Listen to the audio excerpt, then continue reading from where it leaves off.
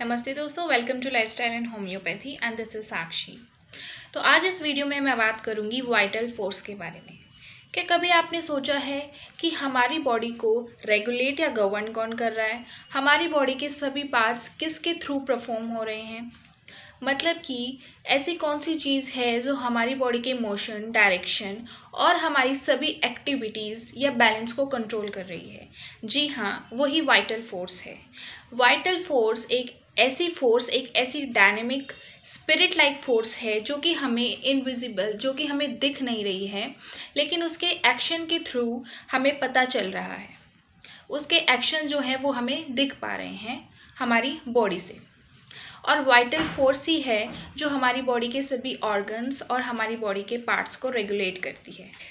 तो अगर हम वाइटल फोर्स की कैरेक्टरिस्टिक्स और क्वालिटीज़ के बारे में बोलें तो इसके आगे जो एक्सप्लेनेशन है वो क्या है?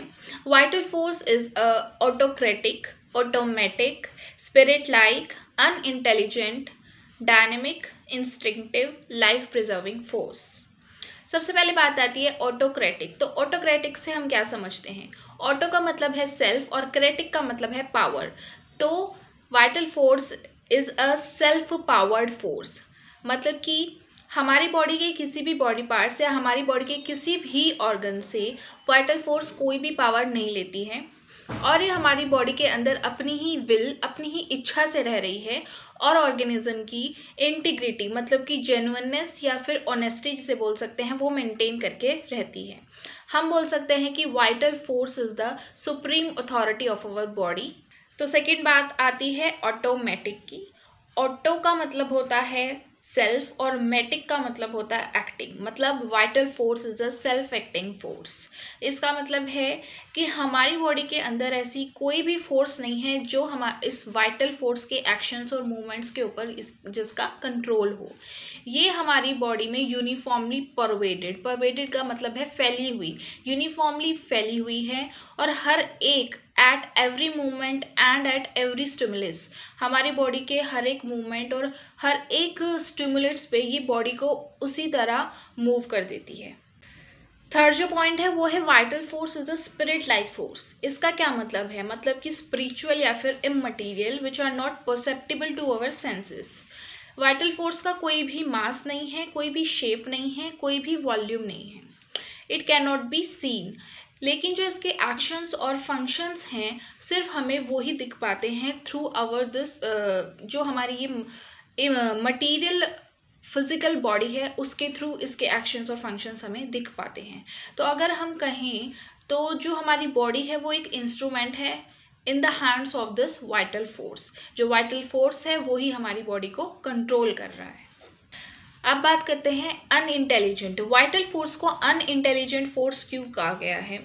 क्योंकि किसी भी जब हमारी बॉडी के अंदर हमारी बॉडी को कोई थ्रेट होता है, हमारी बॉडी के अंदर कोई भी डिजीज़, मियास्मेटिक डिजीज़ आती है, मतलब कि कोई भी फैटल का मतलब है डेडली या फिर घातक, कोई भी ऐसी फेटल एक्यूट डिजीज़ आई तो वाइटल फोर्स क्या करेगा? हमारी लाइफ को सेव करने के लिए वो हमारी बॉडी का एक पार्ट सेक्रीफाइस कर देता है।